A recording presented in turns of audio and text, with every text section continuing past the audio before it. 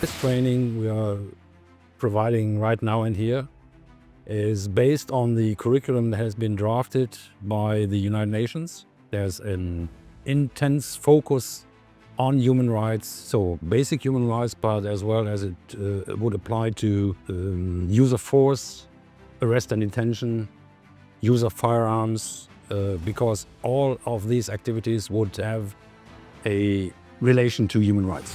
At the end of this lesson, the student will be able to understand the legal use of force. Deadly force is the force that is likely to cause death or serious physical bodily harm to anyone using it.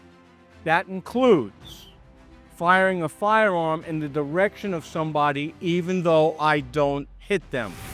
The approach they come in with, the techniques they come in with, and the technology kind of, broaden the horizon of the trainees and make them understand it, understand the modules, what they are taught, relate it to life experience, what they are expected to see or what they are going to see when they get to the field. The trainees, they receive human rights training, they receive code of conduct training, they receive sexual violence training, they receive police tactics training, they will receive some SWAT training, weapons training, public order management, stress management. All of that is incorporated to this 6 weeks of training that these students will receive. That's going to help them better themselves when they go out and start dealing with the public. We have a variety of trainers here. We have the MPF trainers, we have the American trainers, and we've had the German trainers, which are down to one now. And all of that works, okay? But with the MPF officers that are in the rank and file training, they're not used to our style, but they love it. They love the American style of training. They like how we train, they like how they're treated in training, and they like the information they're getting.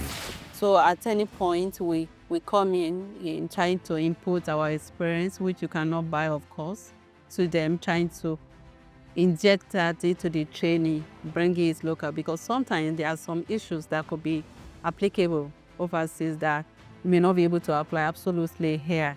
So we give our contribution and inject that with experience and put this into the report, which we send back to UNODC for them to act on. So majorly this also are being done. Well, I hope that my students and the students in this compound will learn, one, how to treat the people well, how to gain respect of the people, which is lacking in a lot of police departments around the world, how to handle the situation, and most of all, how to go home to their families at the end of every day. What did we learn in class? Okay, you have two medics, right? You have two medics, all right? You remember the femoral pressure point, okay? So I think the authorities see the need to bring up this new squad to take the security challenges we have in the course. So they call them SIS, which is Special Intervention Squad. So many when there is a chaos, when there is security challenge, they can draft them to bring the situation under control. Then they can be taken back so that the confessional police now take charge and continue. When we start on Monday and we end next week's Friday, you can see some sort of development amongst them. They actually improve. And with regard to, let's say, the theoretical part, if we deliver classes on human rights or a variety of issues, you would identify by the questions they come up with. Now communicate, guys, what you're gonna do. You gotta get him out of here, right? INL is worldwide. They have their hands in a lot of law enforcement training. Without them, this project could not move forward. Okay, they supply the money, they supply the material, they supply the equipment. They give us everything we need to teach the courses everywhere in the world, all right? They come up with the curriculum and we teach the curriculum. Everyone in this unit, this training unit, are subject matter experts.